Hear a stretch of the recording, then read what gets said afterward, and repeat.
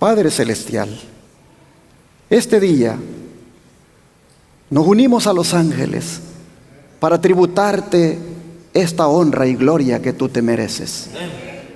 Nos unimos a las huestes celestiales para homenajear tu nombre, porque este día es un día especial, donde te recordamos como nuestro Creador, como el que ha hecho todo lo que existe y el que es digno de ser adorado. Amén. Por eso en este momento hemos doblado las rodillas, reconociendo tu grandeza y admitiendo que nosotros, la verdad, delante de tu presencia, somos indignos y nos humillamos delante de ti. Pero Padre, lo que más rogamos ahora es que nuestro corazón sea humillado, para que de esa manera tú lo puedas ministrar, depositando la palabra que necesitamos para nuestra vida y enseñándonos tú el camino que debemos seguir. Nos encomendamos en tus manos y te suplicamos que en este servicio no te perdamos de vista, que nos mantengamos siempre con nuestros ojos puestos en ti, con nuestros pensamientos puestos en ti, que no divaguemos y así, Señor, ser edificados. Te lo pedimos en el nombre de Jesús. Amén. Amén. Este día, en el seminario profético, la revelación de Jesucristo, en su tema ya número 43, nosotros vamos a mirar que el diablo está deseoso de ser adorado. Pero nosotros adoramos al Cordero, ¿sí o no? Nosotros adoramos al Cordero. Pero este enemigo quiere y ha querido todo el tiempo robarle la adoración al Cordero. Por eso yo considero este tema como una advertencia de parte de Jesús para todos nosotros, para que no nos robe el enemigo esa adoración que merece solo el Señor. Y me gustaría que ustedes vean cómo Jesús nos va a presentar esto para que no seamos engañados. Yo quisiera que reflexionáramos en la pregunta que viene a continuación.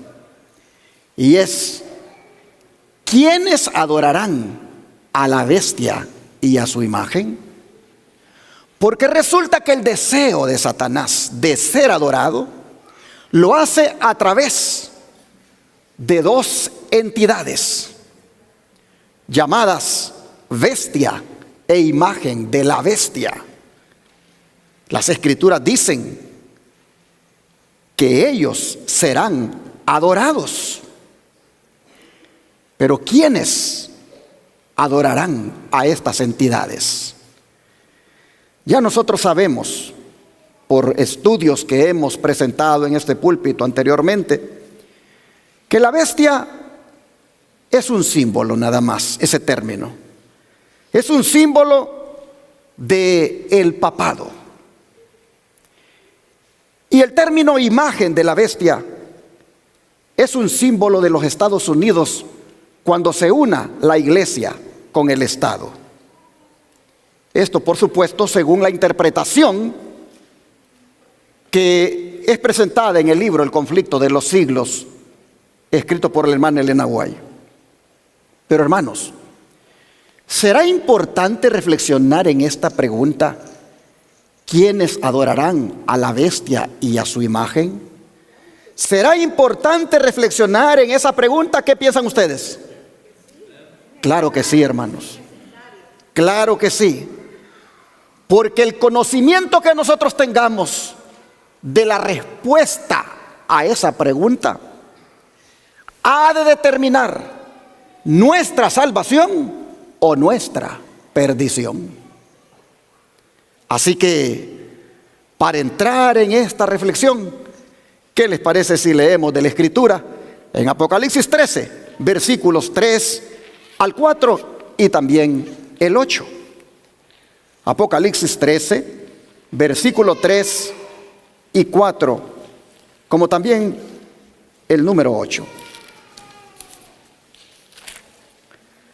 Y la Escritura dice, Apocalipsis 13, versículo 4, 3 y 4, y luego nos saltamos al número 8. Vi una de sus cabezas como herida de ¿qué, hermanos? De muerte. Pero su herida mortal, ¿qué pasó con ella? Fue sanada. Y cuando fue sanada, ¿qué sucedió? Se maravilló toda la tierra en pos de la bestia. ¿Y qué hicieron, hermanos? Adoraron al dragón que había dado autoridad a la bestia. Y también adoraron a la bestia diciendo, ¿quién como la bestia y quién podrá luchar contra ella?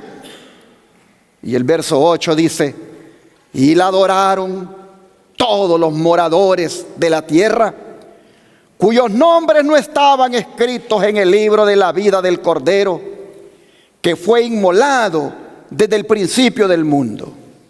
Si alguno tiene oído, dice el verso 9, ponga atención. Hermanos y hermanas, como ustedes pueden ver,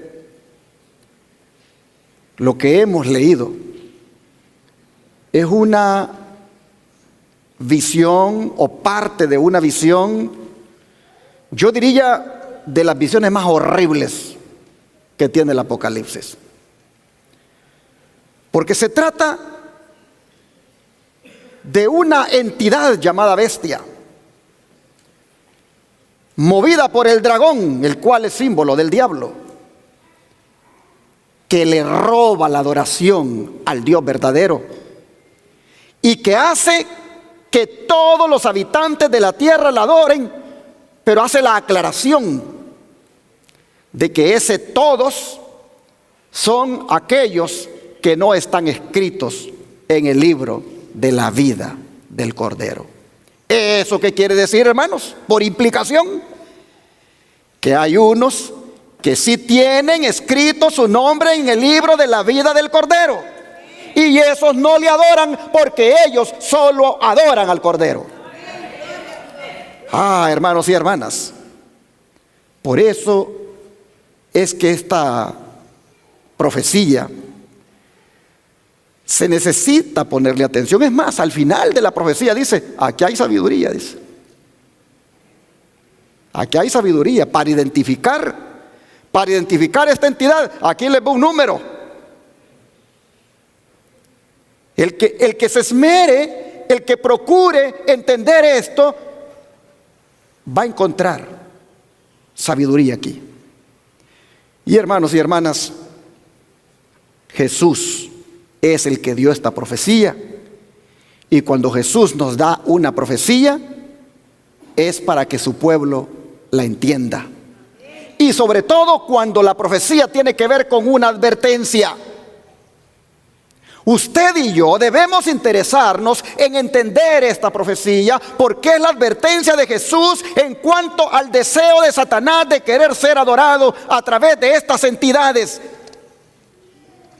llamada, como dice ahí, bestia y su imagen.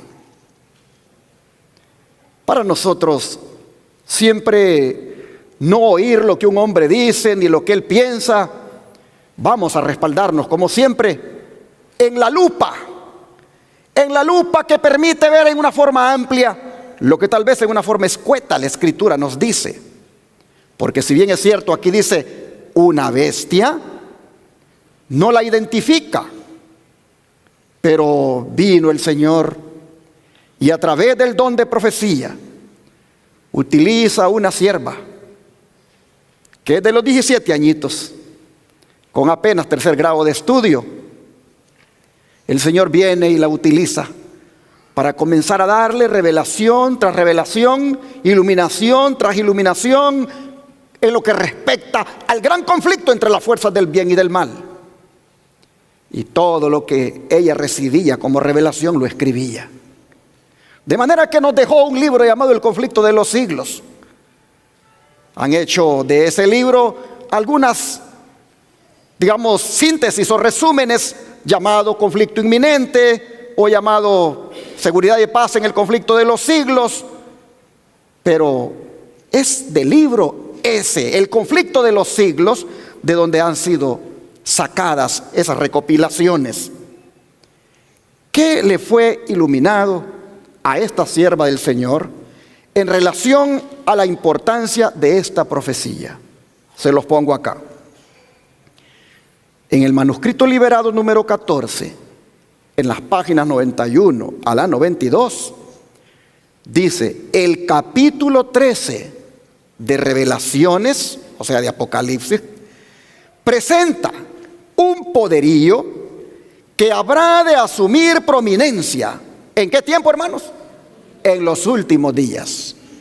A ver, el poder que habrá de asumir prominencia será ¿para cuándo? Para los últimos días. Y dice esta mensajera: entiendan todos que fue Cristo, el capitán de los ejércitos del Señor, quien dio estas visiones a Juan. Juan no se le antojó escribir estas cosas que parecen hasta horribles en relación con este poder, sino que fue Jesús quien se las dio para advertir a la iglesia. Dice: entiendan todos. ¿Cuántos debemos entender? Todos. Que las revelaciones del Apocalipsis son las revelaciones de Jesucristo, hermanos. Él, dice, como el capitán de los ejércitos del Señor, dio estas visiones. ¿Y cómo se las dio? Vino en persona, dice. Cristo vino en persona a la solitaria isla de Patmos. ¿Y por qué vino allá a la isla de Patmos, hermanos? Porque allí estaba Juan. ¿Pero qué estaba haciendo Juan allí? ¿Estaba de vacaciones? ¿Estaba él pasando allá unos días en el mar, en esa isla paradisíaca? No, hermanos. Estaba desterrado. El emperador Domiciano, el emperador romano, lo desterró allí para deshacerse de él. Porque antes lo habían metido en una caldera de aceite hirviendo para que muriera, y el Señor no permitió que muriera. Dijeron: este hombre no podemos deshacernos de él. Entonces mandémoslo, desterrémoslo allá a una isla solitaria, allá donde están los peores criminales, allá mandémoslo. Y allá estaba Juan. Y un día del Señor, dice, el sábado, él contempló a Jesús. Y ese sábado, hermanos, ese sábado Jesús le dio todas estas revelaciones. Así que vino, dice, en persona a la solitaria isla de Patmos y le mostró a Juan las cosas que serían, cosas que eran de la más alta importancia. ¿Para quién? Para su pueblo. Él, dice, Jesús veló su propia gloria. Este mensaje ha de llegar al pueblo de Dios. ¿De qué manera? Directo, sonoro y limpio de toda mezcla de sabiduría y tradición humana. El mensaje, hermanos y hermanas, que tiene que ver con Apocalipsis, con las revelaciones de Jesucristo, debe ser llevado al pueblo de Dios. Debe ser dado directo, sonoro y limpio de toda mezcla de sabiduría y tradición humana. Así que, hermanos y hermanas, lo que hemos leído en Apocalipsis 13 es sobre un poder que asume la prominencia en los últimos días. O sea, hermanos y hermanas, la bestia de Apocalipsis 13, la que sale del mar, no es un animal, sino un poder religioso que Jesús quiere que conozcamos su manera de proceder. El conflicto de los siglos le pone nombre, lo identifica y dice así, página 492, conflicto de los siglos: En el capítulo 13, dice versículos 1 al 10, se describe otra bestia parecida a un leopardo, a la cual el dragón dio su poder y su trono y grande autoridad. Este símbolo, como lo han creído la mayoría de los protestantes, representa ¿a quién, hermanos? Al papado, el cual heredó el poder y la autoridad del antiguo imperio romano. Se dice de la bestia parecida a un leopardo, que le fue dada una boca que hablaba grandes cosas y blasfemias, y abrió su boca para decir blasfemias contra Dios, para blasfemar su nombre y su tabernáculo, y también a los que habitan en el cielo. Y le fue permitido hacer guerra contra los santos y vencerlos. Y le fue dada autoridad sobre toda tribu, pueblo, lengua y nación. Esta profecía, dice, es casi la misma que la descripción del cuerno pequeño en Daniel 7. Y se refiere sin duda ¿a quién? Al papado. Pero estamos hablando, hermanos, de un poder mundial. Pues dice que tiene autoridad sobre toda tribu, pueblo, lengua y nación. Es un poder mundial. El papado es un poder mundial, hermanos. Pero este personaje, nosotros hemos leído que insulta a Dios. Insulta a Dios con las blasfemias que habla. Y no solo lo insulta, sino que le roba la adoración a Dios. ¿Y de qué manera lo hace? ¿De qué manera insulta a Dios y de qué manera le roba la adoración a Dios? Pablo nos lo dice. Vamos a 2 Tesalonicenses. 2 Tesalonicenses capítulo 2 versículos 3 y 4. 2 Tesalonicenses capítulo 2 versículo 3 y 4.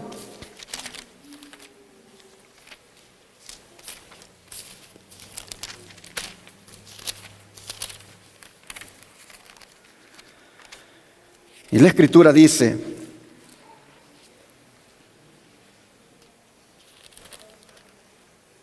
nadie os engañe en ninguna manera, porque no vendrá sin que antes venga la apostasía y se manifieste el hombre de pecado, el hijo de perdición, el cual se opone y se levanta contra todo lo que se llama Dios o es objeto de culto, tanto que se siente en el templo de Dios como Dios, haciéndose pasar por Dios. Ahora vea los versículos 7 al 9. Porque ya está en acción el misterio de la iniquidad, solo que hay quien al presente lo detiene, hasta que él a su vez sea quitado de en medio. Y entonces se manifestará aquel inicuo, a quien el Señor matará con el espíritu de su boca y destruirá con el resplandor de su venida. Inicuo cuyo advenimiento es por obra de Satanás, con gran poder y señales y prodigios mentirosos. Hermanos, esta descripción de este misterio de iniquidad del cual Pablo habla, que se levanta contra todo lo que se llama Dios y que es objeto de culto, tanto que se siente en el templo de Dios como Dios, haciéndose pasar por Dios. Este misterio, hermanos, de iniquidad, este inicuo, como lo llama Pablo acá, no es otro, hermanos y hermanas, que el personaje a quien esté de turno en su tiempo, porque al fin y al cabo es una institución. Es una institución llamada el papado. Y quien esté a la cabeza de esa institución, hermanos y hermanas, está prácticamente descrito aquí su proceder en esta escritura que hemos leído de 2 Tesalonicenses 2, 3 al 4 y 7 al 9. ¿Por qué decimos que es Él? ¿Por qué decimos que es el papado el que se levanta contra Dios y que se hace pasar por Dios? ¿Por qué decimos eso? Hermanos y hermanas, por las pretensiones que él ha asumido tener en el campo religioso. Le voy a poner unas declaraciones aquí de lo que esta institución llamada el papado pretende tener en el campo religioso y cómo se miren esas pretensiones que sustituye a Dios, usurpa a Dios y ocupa el lugar de Dios. Mire esta, por ejemplo.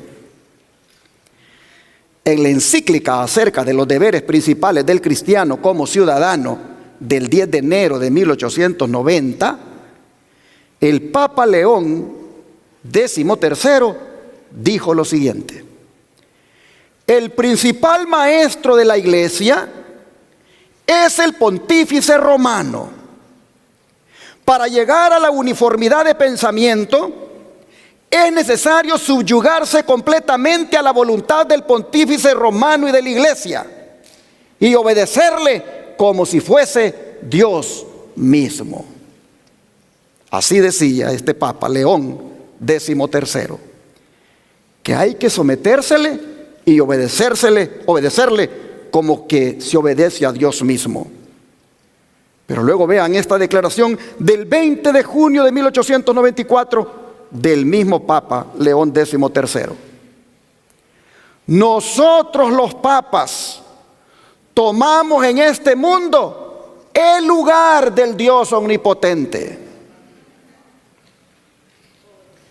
Pero vea todavía esta otra declaración. Se hace llamar el Santo Padre, el Sumo Pontífice y el Vicario de Cristo.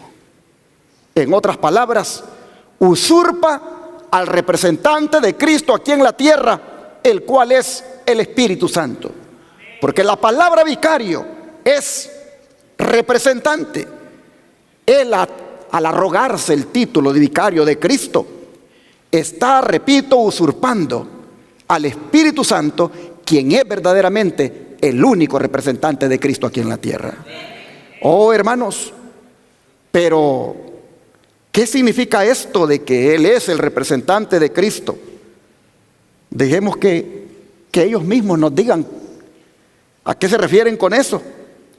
Miren en un concilio vaticano lo que se dijo acerca del papado. El Papa es el juez supremo de la ley de la tierra. Él es el vicegerente de Cristo. Y no es solo un sacerdote para siempre, sino que es también el Rey de Reyes y Señor de Señores. Ahí está la fuente. Usted puede buscarlo ahí en el internet. Ahí está la fuente donde es tomado lo que se piensa del papado. Y él no lo niega. Él no sale desmintiendo. No, miren, están exagerando. No, él acepta todo esto. Pero vean esta otra. El Papa San Pío X dijo: el Papa no es simplemente el representante de Jesucristo. Por el contrario, Él es Jesucristo mismo, bajo el velo de la carne, y por medio de un ser común a la humanidad, continúa su ministerio entre los hombres. ¿Habla el Papa? Es Jesucristo quien está hablando. ¿Enseñó el Papa? Es Jesucristo quien enseña. Así, hermanos y hermanas, decía el Papa San Pío X en el año de 1895, prácticamente haciéndose pasar por Cristo. Por eso es que se le llama el anticristo, porque todas sus prerrogativas, todas sus pretensiones son prácticamente contrarias a Cristo. Pero su osadía llega tan lejos al ordenarle a Cristo que baje a hacerse presente en la misa, Pues vean lo que dijo el sacerdote David Pelan acerca de lo que sucede cuando se hace la misa. Nunca, dice el sacerdote, nunca invito a un ángel que baje del cielo para oír misa aquí. No es el lugar, dice, para los ángeles. La única persona en el cielo que le pido venir aquí es a Jesucristo. A Él le ordeno bajar. Él tiene que venir según mi voluntad. Tomé pan en mis dedos esta mañana y dije: este es el cuerpo y la sangre de Jesucristo, y Él tiene que bajar. Esta es una de las cosas que debe hacer Él. Tiene que bajar cada vez que digo misa a mi voluntad, y cuando lo hago, Cristo tiene que obedecer. Así, hermanos y hermanas, ustedes pueden ver que el papado le da cumplimiento a las palabras del apóstol Pablo cuando dice: ese es un misterio de iniquidad que se hace pasar por Dios y que se pone de tal manera que lo adoren como Dios. Oh, hermanos, pero si hay algo donde se ha levantado contra Dios, que es objeto de culto verdadero, si hay algo en lo cual se ha levantado contra Dios, es en lo siguiente que menciona el libro El conflicto de los siglos. El gran apóstata había logrado ensalzarse a sí mismo sobre todo lo que se llama Dios o es objeto de culto. Se había atrevido a alterar el único precepto de la ley divina que señala de un modo infalible a toda la humanidad al Dios viviente y verdadero. ¿Cuál es ese mandamiento, hermanos? El mandamiento del sábado, ese precepto. En el cuarto mandamiento, Dios es dado a conocer como el creador de los cielos y de la tierra, y distinto por lo tanto de todos los dioses falsos. Como monumento conmemorativo de la obra de la creación, fue santificado el día séptimo como día de descanso para el hombre. Estaba destinado a recordar siempre a los hombres que el Dios viviente es fuente de toda existencia y objeto de reverencia y adoración. ¿Por qué adoramos en sábado, hermanos? Porque estamos adorando al Dios que hizo los cielos, la tierra, el mar y todo lo que existe. Estamos adorándolo en este día, porque este es el día que se constituye en un monumento de la creación y donde se homenajea o se le da homenaje al autor de todo lo que existe. El sábado fue para eso que se ha dejado. Y Satanás, dice, se esfuerza por disuadir a los hombres de que se sometan a Dios y obedezcan a su ley, y por lo tanto dirige sus golpes especialmente contra el mandamiento que presenta a Dios como al Creador, es decir, el mandamiento del sábado. Los protestantes hoy alegan que la resurrección de Cristo en el domingo convirtió a dicho día en el día del Señor, pero las Santas Escrituras en nada confirman este modo de ver. Ni Cristo ni sus apóstoles confirieron semejante honor a ese día, es decir, al domingo. La observancia del domingo como institución cristiana tuvo su origen en aquel misterio de iniquidad que hemos leído aquí en 2 Tesalonicenses 2:7. Ese misterio de iniquidad que ya había iniciado su obra, dice, en los días de Pablo, solo que estaba haciéndolo de una manera secreta, porque había algo que le impedía que completamente saliera a luz. Pero pregunta, ¿dónde y cuándo adoptó el Señor a este hijo del papado? Es decir, el domingo, para que se diga que es su día. ¿Qué razón válida puede darse en favor de un cambio que las Escrituras no sancionan? Pero el hombre de pecado ha intentado cambiar el cuarto mandamiento y ha introducido un día de reposo espurio, es decir, falso, para así mostrar, dice, su grandeza y el poder para exaltarse a sí mismo sobre todo lo que se llama Dios o es objeto de culto. Es decir, este poder le roba a Dios su día en el cual se le debe de adorar y le dice al mundo, este es el día, el domingo. Y de esa manera, hermanos y hermanas, como dice acá, Él se exalta a sí mismo sobre lo que se llama Dios y que es objeto de culto, al introducir ese falso día de reposo. Está llegando el momento, dice, de decidir entre el día de reposo que el hombre de pecado ha introducido y el día de reposo del Señor Dios, el séptimo día.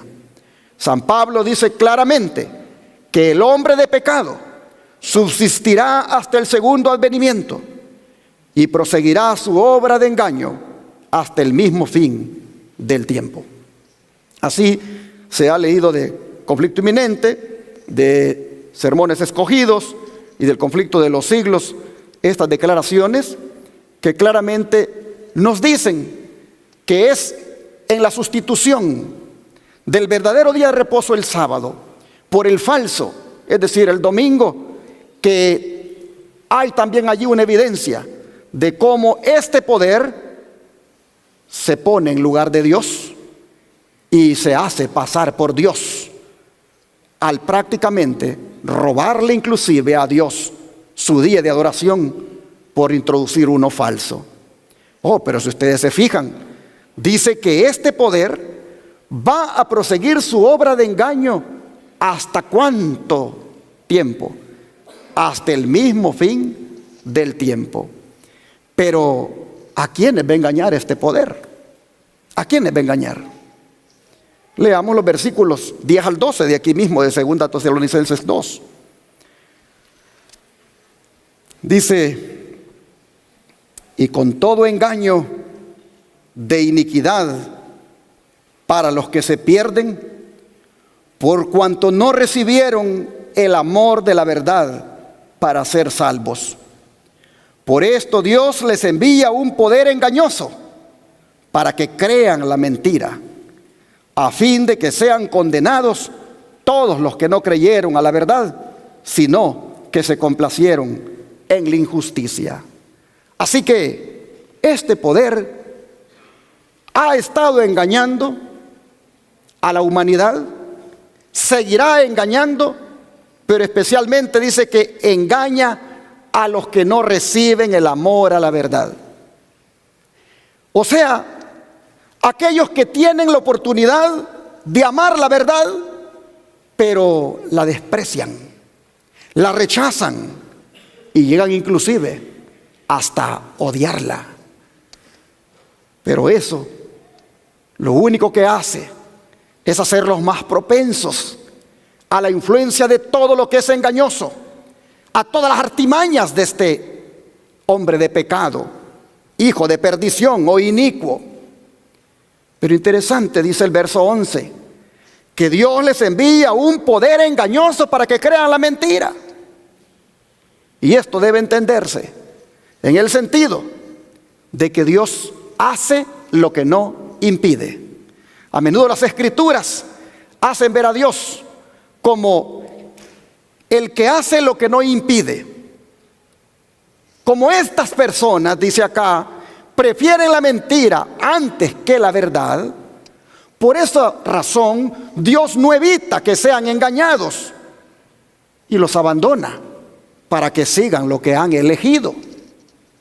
Elección que viene a resultar, dice, en condenación para ellos. Por eso, hermanos y hermanas, debemos darle gracias a Dios por haber conocido la verdad.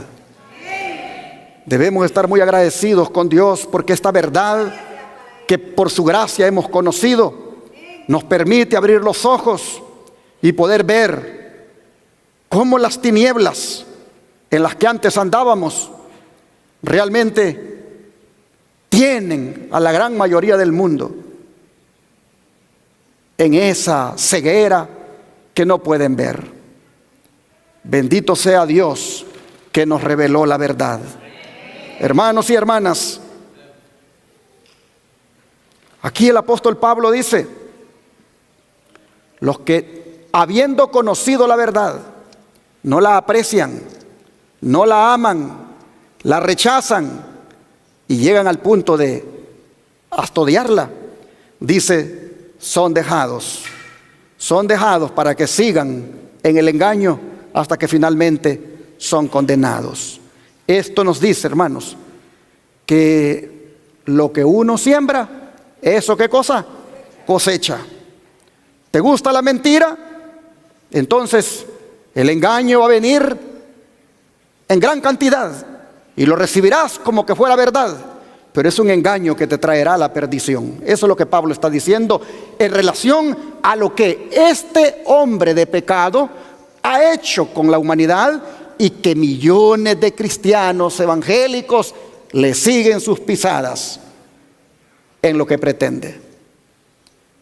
Por eso yo he contado una ilustración y que la voy a repetir ahora, de un pastor de allá de mi país que me contaba que dos amigos, después que salieron de la escuela, que pasaron su tiempo allí juntos estudiando, eligió cada uno lo que iba a hacer en la vida. Uno de ellos se hizo pastor, se hizo ministro, y el otro se hizo sacerdote. Pero un día se encontraron y hablando le dice el sacerdote al amigo: ¿y entonces qué has hecho de tu vida? Bueno, dice, soy un pastor, me dedico a ministrar a las almas. Y le dice, ¿y de cuál iglesia? Y ya le dijo el nombre de la iglesia. Y le dice, ¿quieres que te diga una broma?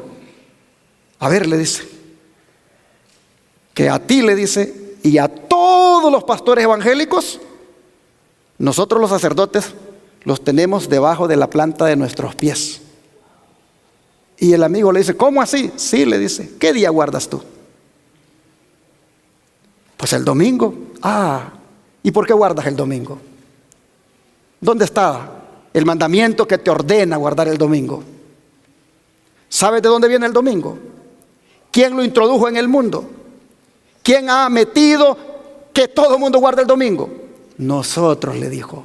Nosotros, nuestra iglesia católica. Por eso es que te digo que a todos ustedes los tenemos debajo de la planta de nuestros pies. ¿Sabes a quiénes son los únicos? Le dijo, que no tenemos debajo de la planta de nuestros pies. Son esos que guardan el sábado. A esos sí no tenemos debajo de la planta de nuestros pies, porque esos están guardando el verdadero día de descanso. Y cuando escuché esa anécdota dije yo, gloria a Dios porque guardo el sábado. Gloria a Dios porque conocí esta verdad. Gloria a Dios que el Señor me sacó de allí porque yo estaba ciego allí, guardando un día que no es el día de reposo. El Señor en su misericordia, cuando tenía 17 años de edad, el Señor me alcanzó con este mensaje. Y siendo un catequista de la Iglesia Católica, preparando niños para la primera comunión, allí el Señor me alcanza y me abre los ojos. Y a los 17 años yo empiezo a ver, ¿cómo? ¿Qué? Aquí dice sábado. Y entonces, ¿por qué yo voy a la iglesia el domingo? ¿Y por qué como catequista estoy preparando a estos niños para la primera comunión? Comencé a hacerme preguntas. Y yo dije, debo de seguir investigando. Así que muy jovencito, a los 17, hermanos y hermanas, yo me bauticé.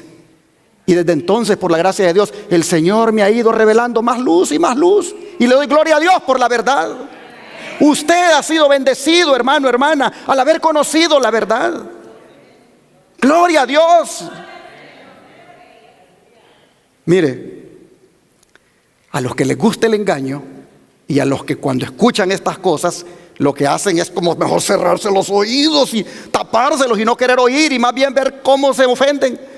Tengan cuidado porque dice Pablo, ustedes que no tienen amor por la verdad, lo que les va a venir es un espíritu más grande de engaño al punto que los va a llevar a condenarse, les dice Pablo. Yo no sé cómo es que estos textos no se leen claramente, hermanos, en los púlpitos. Ahí andan allí, apapachándolos con el amor, apapachándolos con esos temitas que les encanta, que los hace sentir bien, pero no les dicen la verdad. Y por eso hay un gran engaño. Bebiendo leche cuando lo que deberían de comer es ya tortilla dura, hermanos. Comida sólida, de esta que dice Pablo aquí. Hay un poder, dice Pablo, que está en secreto, en los días de él, en los días de él. Hay un poder que está en secreto, dice. Que hay alguien ahí que lo detiene y no lo deja salir, pero cuando sea quitado ese que está en medio va a salir, dice. Y esto es lo que va a hacer. Se va a hacer pasar por Dios. Va a pretender ser Dios. Se va a sentar en el templo de Dios. Y ya usted ha mirado todo lo que el papado pretende ser, donde prácticamente cumple lo que Pablo dijo. Pero aquellos, dice, aquellos que están siempre en ese engaño, dice Pablo, todavía van a recibir más engaño y más engaño, al punto de que terminarán siendo condenados. Y por eso el don de profecía, vea lo que dice en relación con esto. Los hombres, dice, no pueden rechazar impunemente las advertencias que Dios les envía en su misericordia. Un mensaje fue enviado del cielo al mundo en los días de Noé, y la salvación de los hombres dependía de la manera en que consideraran ese mensaje. Por el hecho de que ellos habían rechazado la advertencia, el Espíritu de Dios se retiró de la raza pecadora y ellos perecieron en las aguas del diluvio. Es decir, no quieren la verdad, entonces esto es lo que viene. Ejemplo de Noé. Mire este otro. En tiempos de Abraham, la misericordia cesó de rogar a los culpables habitantes de Sodoma. Y todos, excepto Lot con su esposa y sus 2 hijas, fueron consumidos por el fuego enviado del cielo. ¿Por qué? Porque no quisieron oír las advertencias de Dios. Otro dice, tanto aconteció en días de Cristo. El Hijo de Dios declaró a los judíos incrédulos de esa generación, vuestra casa, les dijo, os es dejada desierta. Y así al considerar los últimos días, dice, el mismo poder infinito declara respecto de los que no aceptan el amor de la verdad que los hubiera salvado. Por eso Dios les envía, dice, un poder seductor que les hace creer en la mentira para que sean condenados todos cuantos no creyeron a la verdad y prefirieron la iniquidad.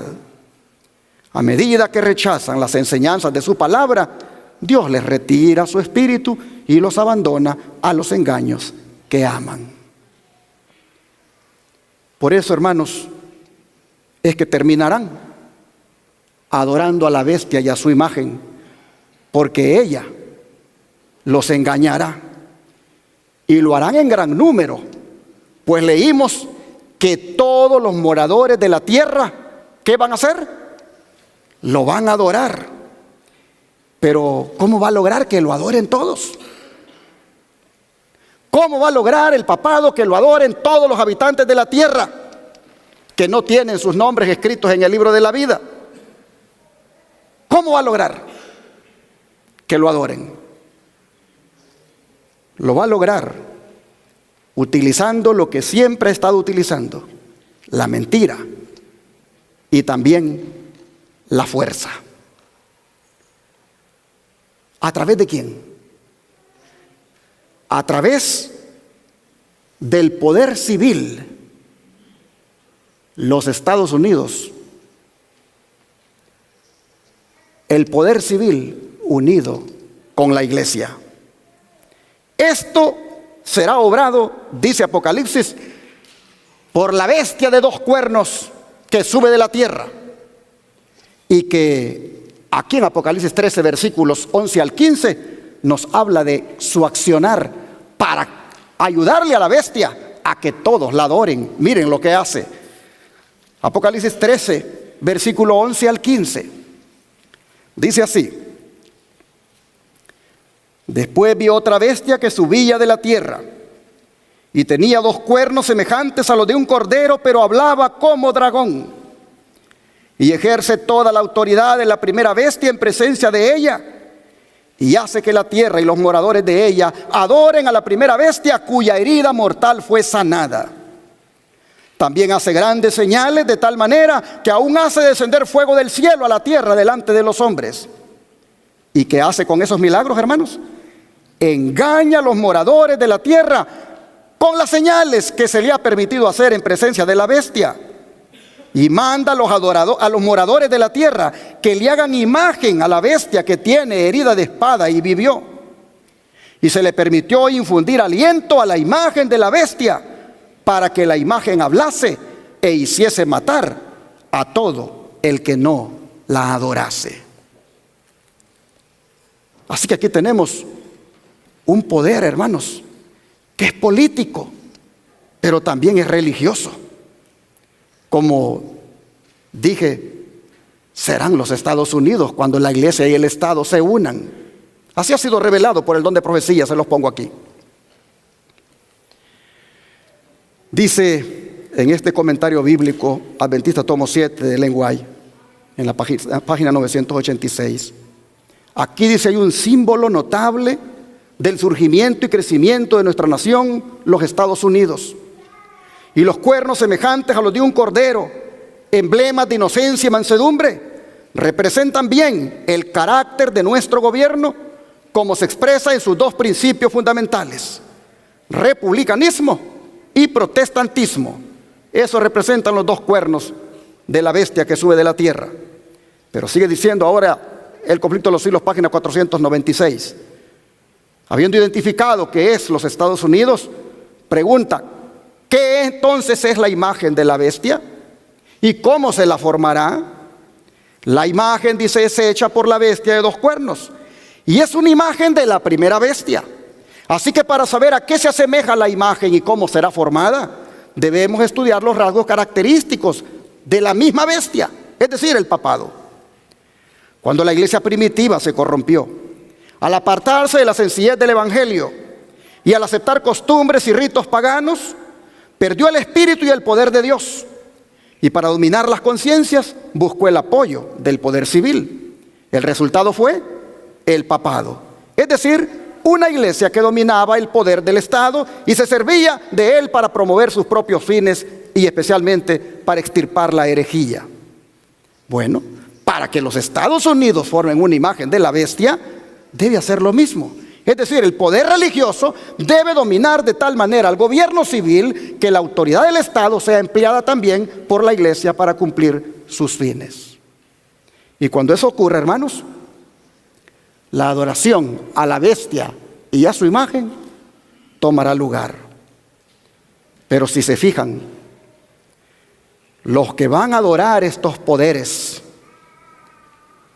son aquellos que serán engañados por los falsos milagros que harán los religiosos unidos con el gobierno civil. Milagros como este que menciona de hacer descender fuego del cielo a la tierra. ¿Cuál es el propósito de hacer esos impresionantes milagros? Convencer a la humanidad de que ellos, Dios, está usándolos. Convencer a la humanidad de que inclusive lo que ellos han hecho de cambiar por ley, por decreto, el día sábado, día de reposo, y poner el domingo, digo, por decreto legislativo, ellos van a tratar con esos milagros de convencer a la humanidad de que Dios avala lo que están haciendo.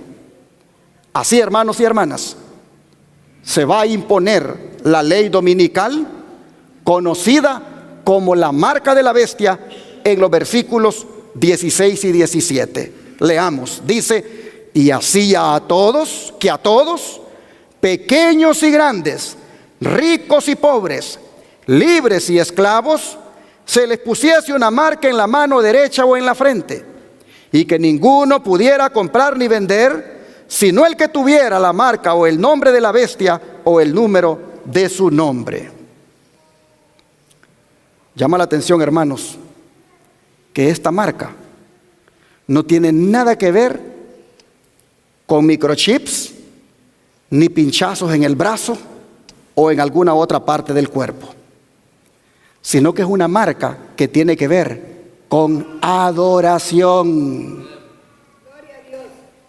La marca de la bestia tiene que ver con adoración, no con código de barras, no con microchips, ni con pinchazos que te vayan a poner ahí, porque ahí, no, hermano, hermana, no tiene nada que ver eso con la marca de la bestia. La marca de la bestia tiene que ver con adoración, porque mira el verso 15, claramente dice: y se le permitió infundir aliento a la imagen de la bestia, para que la imagen hablase e hiciese matar a todo el que no la adorase. Y hacía que todos, noten ustedes, y hacía que todos, conectado con la adoración, y hacía que a todos, grandes y pequeños, se les pusiera esa marca de la bestia, con la cual Él identifica a los suyos, con la cual Él dice: estos me pertenecen. Y estos, por lo tanto, demuestran que le pertenecen porque lo adoran, dándole homenaje en el día falso que Él ha constituido como su marca de autoridad. Esta marca, hermanos y hermanas, tiene que ver con adoración.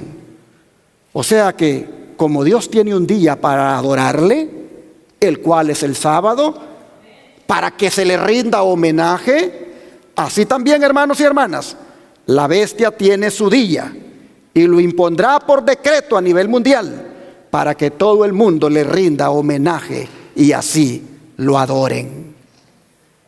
El don de profecía respalda esto que les digo. Dice así: Conflicto de los Siglos, página 502 a la 503. La imposición de la observancia del domingo por parte de las iglesias protestantes es una imposición de que se adore al papado, o sea, la bestia. Los que, comprendiendo las exigencias del cuarto mandamiento, prefieren observar el falso día de reposo en lugar del verdadero, que es el sábado, rinden de esa manera homenaje a aquel poder, el único que ha ordenado su observancia, es decir, eso de guardar el domingo. Pero por el mismo hecho de imponer un deber religioso con ayuda del poder secular, las mismas iglesias estarían elevando una imagen a la bestia. De aquí que la imposición de la observancia del domingo en los Estados Unidos equivaldría a imponer la adoración de la bestia y de su imagen. Pero los cristianos de las generaciones pasadas observaron el domingo creyendo guardar así el día de descanso bíblico. Y ahora hay verdaderos cristianos en todas las iglesias, sin exceptuar la católica romana, que creen honradamente que el domingo es el día de reposo divinamente instituido. Dios acepta su sinceridad de propósito y su integridad. Pero cuando la observancia del domingo sea impuesta por ley y que el mundo sea ilustrado respecto a la obligación del verdadero día de descanso, el cual es el sábado, entonces el que transgrediere el mandamiento de Dios para obedecer un precepto que no tiene mayor autoridad que la de Roma, ese entonces, dice, honrará con ello al papado por encima de Dios. Y va a rendirle homenaje a Roma y al poder que impone la institución establecida por Roma. Es decir, adorará la bestia y su imagen. Cuando los hombres, dice, rechacen entonces la institución que Dios declaró ser el signo de su autoridad y honren en su lugar lo que Roma escogió como signo de su supremacía, ellos aceptarán de hecho allí el signo de la sumisión a Roma, la marca de la bestia. Y solo cuando la cuestión haya sido expuesta hacia las claras ante los hombres y ellos hayan sido llamados a escoger entre los mandamientos de Dios y los mandamientos de los hombres, solo entonces será cuando los que perseveren en la transgresión recibirán la marca de la bestia. ¿Qué tan lejos estamos de que eso ocurra? ¿Qué tanto hay de avances para que esto se dé? Bueno, mire lo que sigue diciendo. Ya están en marcha, dice, preparativos, y hay movimientos en acción que resultarán en hacer una imagen de la bestia. Se producirán acontecimientos en la historia de la tierra que cumplirán las predicciones de la profecía para estos últimos días. El Señor me ha mostrado claramente que la imagen de la bestia será formada antes que termine el tiempo de gracia, porque constituirá la gran prueba para el pueblo de Dios, por medio de la cual se va a decidir el destino de cada uno. Cuando las iglesias principales de los Estados Unidos, uniéndose en puntos comunes de doctrina, influyan sobre el Estado para que impongan los decretos y las instituciones de ellas, entonces la América protestante habrá formado una imagen de la jerarquía romana y la inflicción de penas civiles contra los disidentes vendrá de por sí sola. La iglesia romana emplea toda clase de estratagemas para extender su influencia y aumentar su poder, mientras se prepara para una lucha violenta y resuelta a fin de recuperar el gobierno del mundo, restablecer las persecuciones y deshacer todo lo que el protestantismo ha hecho. El catolicismo está ganando terreno en todas direcciones. Conflicto de los siglos, página 553, y otros libros más que cité, que aparecían acá, vienen hablando, hermanos, de esto, de cómo está de avanzado el movimiento para imponer la ley dominical, para de esa manera rendirle homenaje al papado y que todos los que acepten dicha marca de la bestia o ley dominical, entonces así la adoren. Pero interesante, dice cómo ha ganado terreno, en todas direcciones el catolicismo para que se pueda dar eso. Sí, hermanos, ha ganado la voluntad de todos, políticos, empresarios, financistas, académicos, religiosos, científicos, artistas, tecnólogos, sindicatos, organismos internacionales, magnates, etcétera, etcétera. A todos los tiene detrás de su agenda. Todos están a la orden. Aún los que lo critican terminan después yendo al Vaticano a decirle que si le pueden dar un beso, como lo hizo el recién electo presidente de Argentina, Javier Milei. Se llenó la boca ante las cámaras de televisión diciendo que el Papa es un diablo, que él es el espíritu del maligno, y apenas lo eligieron de presidente, tuvo su visita por ahí a saber de quién, y ahí fue al Vaticano ahora a abrazarlo y a decirle que se le podía dar un beso, y las paces se hicieron, se reconcilió el hombre. Así, hermanos y hermanas, no cabe duda que el catolicismo está ganando terreno, como dice el conflicto de los siglos, en todas direcciones, y es cuestión de tiempo para que el mundo entero le adore a él, como también a su imagen, aceptando su marca. Solo, hermanos y hermanas, que los que van a adorarle son quienes, dice, los que no tengan su nombre escritos ¿en dónde? En el libro de la vida. Los que van a adorar, dice al papado, los que van a adorar a la bestia y a su imagen, son los que no tengan su nombre escritos en el libro de la vida. ¿En el libro de la vida de quién, hermanos? Del Cordero. El Cordero tiene un libro que se llama el libro de la vida, y ahí están anotados los que han aceptado el regalo que Él les da, como es la vida eterna. He llamado el libro de la vida porque es el libro de los vivientes, porque ahí están anotados aquellos que viven para Cristo. Ahí están anotados aquellos que han muerto al pecado y viven para Cristo. Pues Dios, dice la Biblia, que no es un Dios de muertos, sino de ¿qué? De vivos. El libro de la vida del Cordero. Cuando, hermanos y hermanas, nosotros venimos y aceptamos a Cristo, nuestros nombres son anotados en el libro de la vida del Cordero. Pero, ¿por qué razón es que la mayoría del mundo, dice la Biblia, que van a adorar a la bestia y a su imagen porque no estaban en el libro de la vida del Cordero?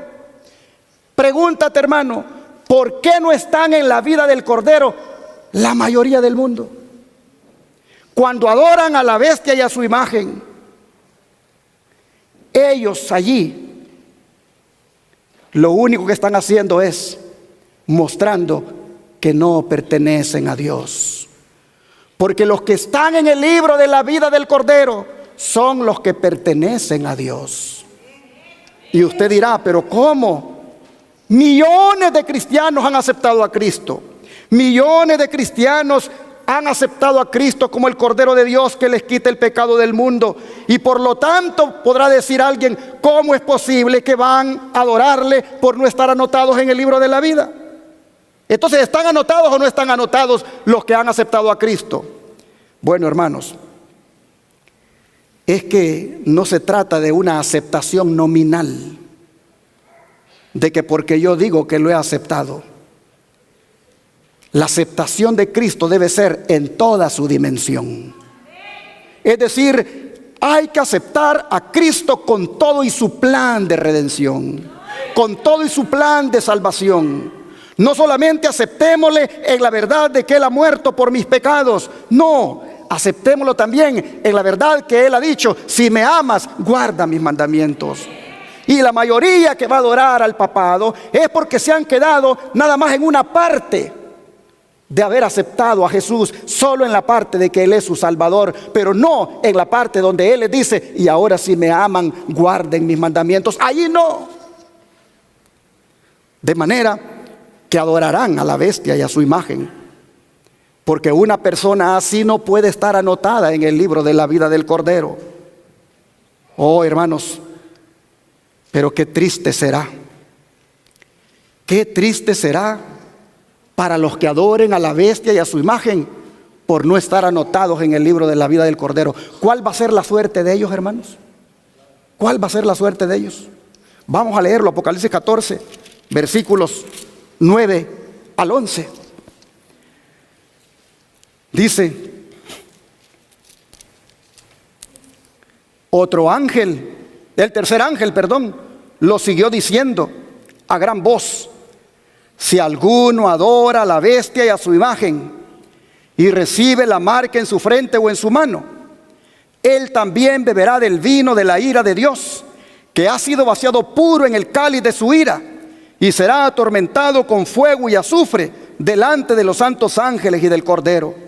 Y el humo de su tormento sube por los siglos de los siglos, y no tienen reposo de día ni de noche los que adoran a la bestia y a su imagen, ni nadie que reciba la marca de su nombre. ¿Cuál será la suerte, hermanos, de los que adoren a la bestia y a su imagen?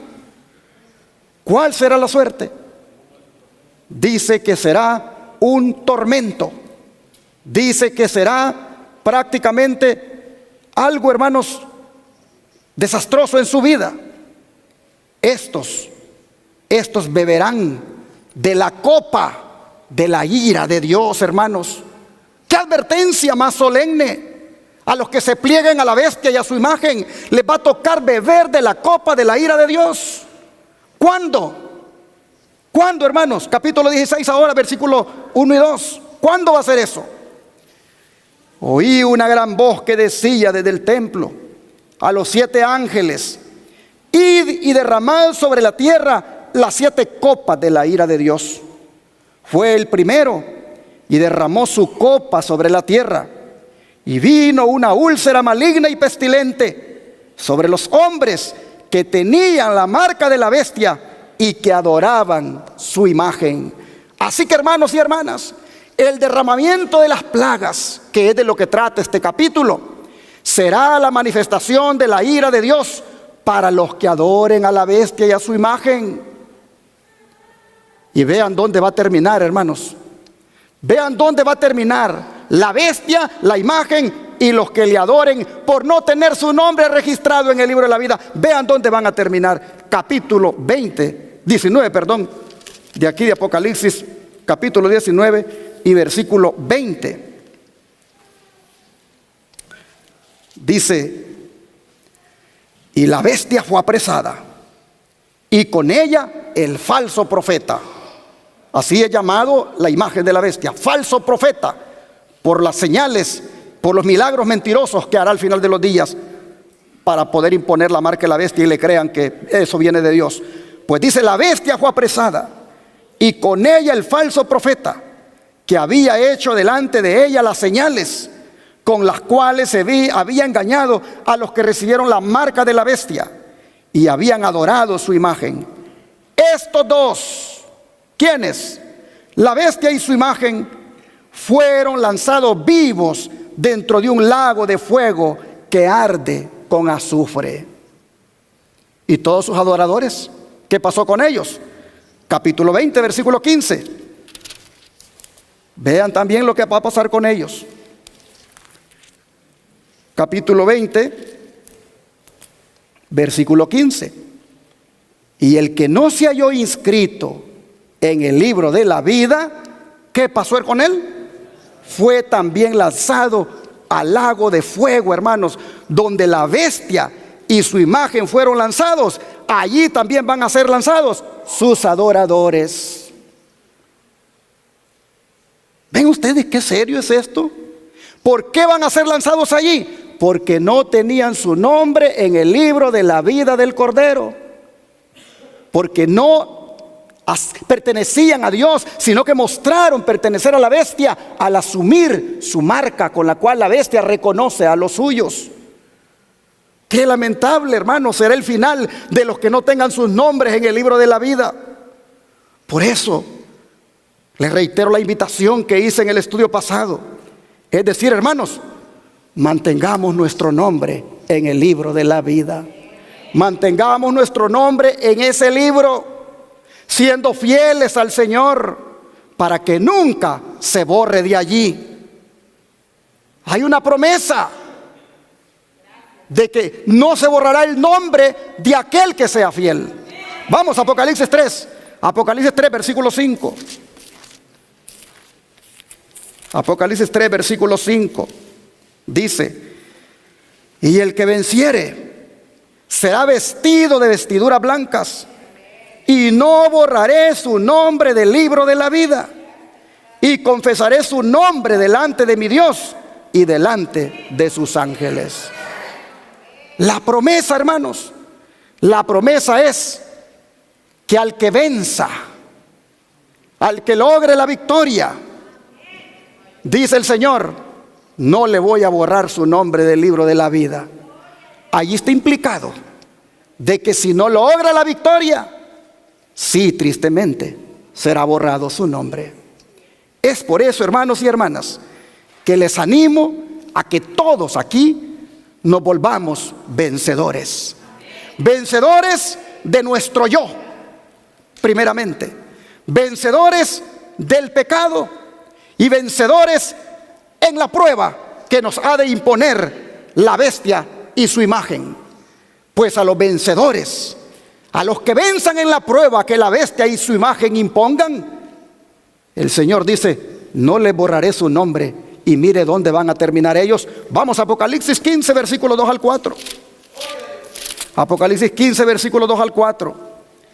Dice: vi también como un mar de vidrio mezclado con fuego, y a los que habían alcanzado la victoria, ¿sobre quiénes?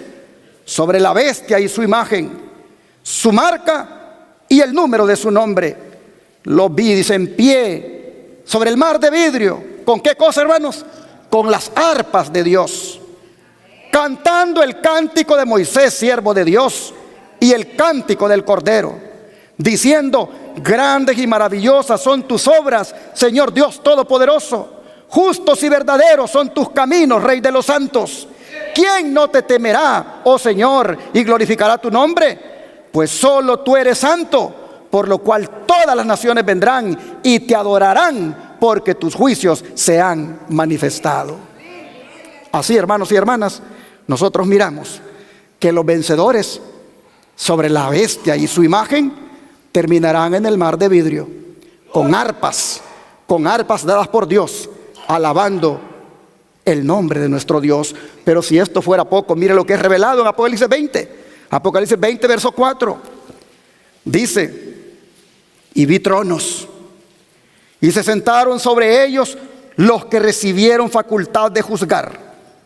Y vi las almas de los decapitados por causa del testimonio de Jesús y por la palabra de Dios, los que no habían adorado a la bestia ni a su imagen, y que no recibieron la marca en su frente ni en sus manos, y vivieron y reinaron con Cristo. ¿Cuánto tiempo? 1000 años. ¿Ves tú, hermano, hermana, que aunque el mensaje pareciera como: ay, este pastor hablando de lo mismo, yo ya estoy cansado de hablar de eso? ¿Ves que tiene un propósito? Es para que entiendas por dónde ve el asunto. ¿Qué te quiere quitar la bestia? ¿Qué te quiere quitar la imagen de la bestia? El privilegio de que un día vivas con Cristo 1000 años. Los que van a vivir con Cristo 1000 años son los que lograron la victoria sobre la bestia y la imagen de la bestia al no adorarla, al no recibir su marca. Oh, hermanos, ¿y en dónde vivirán por 1000 años? Apocalipsis 21. Apocalipsis 21, versículos 9 al 11. Vino entonces a mí uno de los 7 ángeles que tenían las 7 copas llenas de las 7 plagas postreras, y habló conmigo y me dijo: ven acá, yo te voy a mostrar la desposada, la esposa del Cordero. Y me llevó en el espíritu a un monte grande y alto, y me mostró la gran ciudad santa de Jerusalén, que descendía del cielo de Dios, teniendo la gloria de Dios, y su fulgor era semejante al de una piedra preciosísima, como piedra de jaspe, diáfana como cristal. Ahora vean los versículos 25 al 27. Sus puertas nunca serán cerradas de día, pues allí no habrá noche, y llevarán la gloria y la honra de las naciones a ella. No entrará en ella ninguna cosa inmunda o que hace abominación y mentira, sino solamente los que están inscritos en el libro de la vida del Cordero. Así que, hermanos y hermanas, ¿quiénes adorarán a la bestia y a su imagen? Los que no estén escritos en el libro de la vida del Cordero. ¿Cuál será su suerte? Junto con la bestia y su imagen, caerán en el lago de fuego. En cambio, los que tienen el privilegio de tener sus nombres en el libro de la vida, estos morarán en el cielo por 1000 años con Cristo. Ellos entrarán en la santa ciudad porque conservaron su nombre en el libro de la vida. Así que, hermanos, mantengamos nuestro nombre en el libro de la vida. Seamos fieles a Jesús. Seamos fieles en guardar el sábado y los otros 9 mandamientos. Y nunca vayamos a adorar, hermanos, nunca vayamos a adorar a la bestia y a su imagen. Antes bien, atendamos las palabras que están en Segundo de Reyes, capítulo 17, versículo 36. Segundo de Reyes, capítulo 17, versículo 36. La Escritura dice de la siguiente manera, Segundo de Reyes 17, verso 36.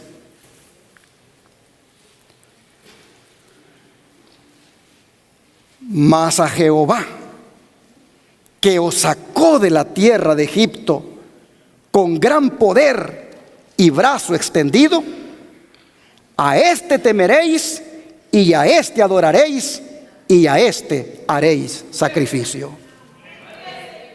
¿A quién debemos adorar, hermanos? A Jehová nuestro Dios. A este temeréis y a este adoraréis, y solo a este ofreceréis sacrificios. ¿Por qué a Él? Porque Él nos hizo a su imagen y semejanza. Porque Él cuida de nosotros las 24 horas. Porque Él vela por nosotros. Porque Él nos sustenta. Porque Él nos da techo. Porque Él nos da comida. Él nos da abrigo. Él, hermanos, vela las 24 horas del día por nosotros. Mientras estamos dormidos, Él pone ángeles que nos custodien. A Él y solo a Él debemos adorar. Por eso, aunque el diablo ande deseoso porque lo adoren, respondámosle como Cristo le respondió en Mateo 4, verso 10. Mateo 4, verso 10. Mateo 4, verso 10 dice de la siguiente manera: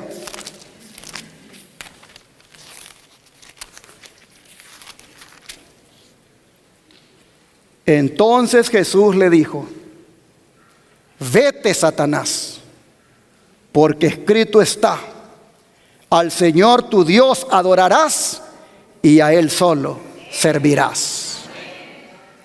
Allí llegó pidiéndole que lo adorara. Versículo 9 dice que le dijo: todo esto te daré, le dijo, si postrado me adorares. Él anda deseoso de adoración desde cuando estaba allá en el cielo. Desde cuando estaba allá en el cielo anda con un deseo de que lo adoren. Y en los últimos días arrecia su estrategia con las entidades que Apocalipsis ha mencionado, como son la bestia y la imagen de la bestia. Él va buscando que la mayoría del mundo le adore. Pero hermanos y hermanas, hay que responderle como Jesús: vete de mí, Satanás. Vete de mí, Satanás. Porque escrito está: al Señor tu Dios adorarás y a Él solo servirás. Pero póngale atención. ¿Cuándo fue que vino a pedirle que lo adorara? Cuando él estaba más cerca de Dios, cuando él estaba ayunando, cuando él tenía 40 días de no comer. Entonces llega y le dice: todo esto te daré si postrado me adorares. Oh, hermanos y hermanas, a nosotros también, cuando imponga la marca de la bestia, nos va a poner en una crisis donde no podremos, ¿qué cosa? Comprar ni vender. Pero entonces va a venir él allí y va a decir: bueno, todo esto que está en el supermercado te lo doy. Todo lo que se vende aquí lo puedes comprar. Solamente que postrado me adores. Es decir, que recibas la marca de la bestia. Hermanos, en momentos de crisis es cuando Él viene a buscar, a pedir la adoración.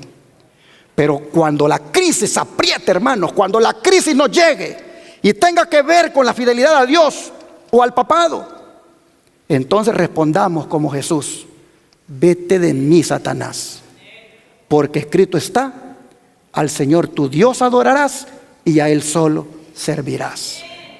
Y cuando hayamos dicho eso, ¿qué va a pasar, hermanos? Mire lo que hicieron con Jesús. Dice entonces, versículo 11, que el diablo entonces le dejó. ¿Y quiénes vinieron? Vinieron los ángeles y le servían.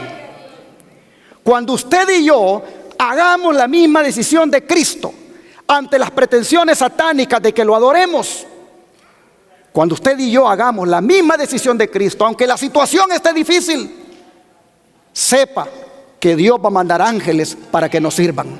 Dios va a mandar ángeles para darnos de comer. ¿Quién le llevó de comer a Elías cuando estaba en la cueva? Un cuervo. Dios va a usar, hermanos, lo que sea para darnos de comer. Él ha dicho: tu pan y tu agua, ¿qué cosa? Estarán seguros. Ángeles vinieron y le sirvieron. ¿Cuándo vinieron los ángeles a servirle? Cuando Él dijo: vete, Satanás, al Señor tu Dios adorarás y a Él solo servirás. Entonces los ángeles vinieron. Y en aquella crisis, cuando el hambre ya estaba fuerte, vinieron y le sirvieron.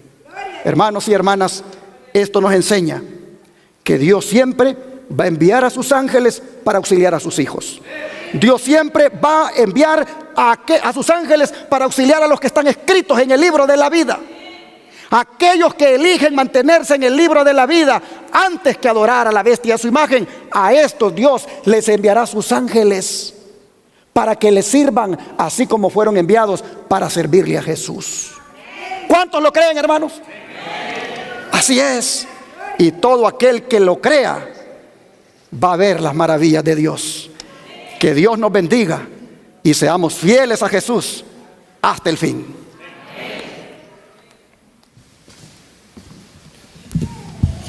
Damos gloria a Dios, nos ponemos en pie y cantamos Cordero de Dios.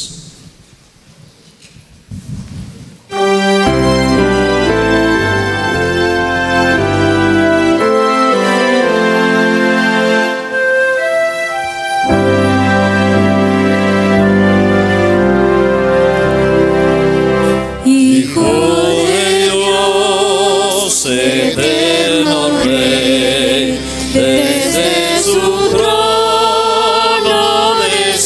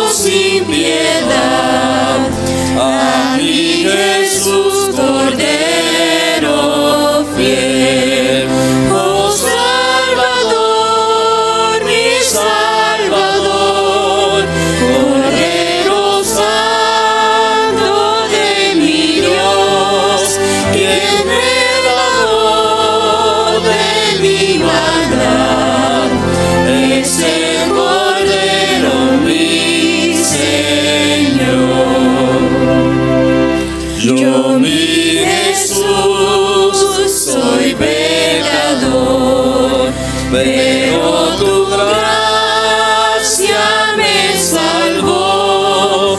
De hoy en más te seguiré. Soy tu Cordero, mi Señor.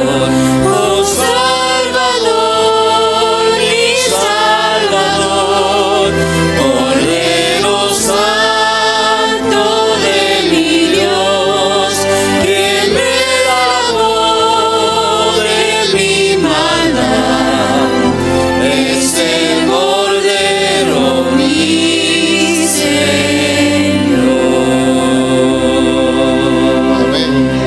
Amén. Gloria a Dios. Amén. Nuestro Cordero es el Señor. Él murió por nuestros pecados. Él llevó sobre Él todas nuestras iniquidades. Nos hizo libres de la esclavitud del pecado.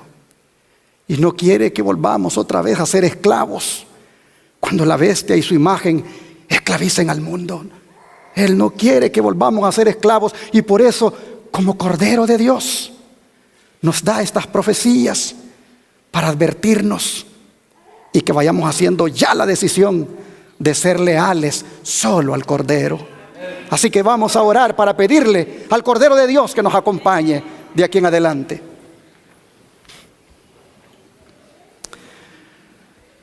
Padre Santo y Soberano, te agradecemos por hacernos ver con mucha anticipación las cosas que han de venir. Nos has dicho que el que tiene oído que ponga atención. Y hemos puesto atención, Señor. Hemos visto de qué se va a tratar la prueba al final. Se va a tratar de la adoración verdadera y la falsa. De dos entidades que demandarán adoración falsa. Y de ti, que siempre has pedido una adoración en espíritu y en verdad. Hoy, Señor, nosotros hacemos la decisión de ponernos del lado tuyo. Y de que en ese día, cuando se tenga que hacer esa elección, elijamos mantenernos del lado tuyo.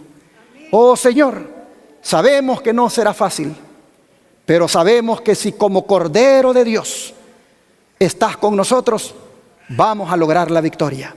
Así que te pedimos que nos ayudes a ser leales al Cordero, que nos ayudes a ser seguidores del Cordero por donde quiera que va, de manera que podamos tener su sello de protección. Así, Señor, nos ponemos en tus manos y te suplicamos que ante toda pretensión de adorar al enemigo, la rechacemos y adoremos solo a Dios. Te lo pedimos en el nombre de Jesús. Amén.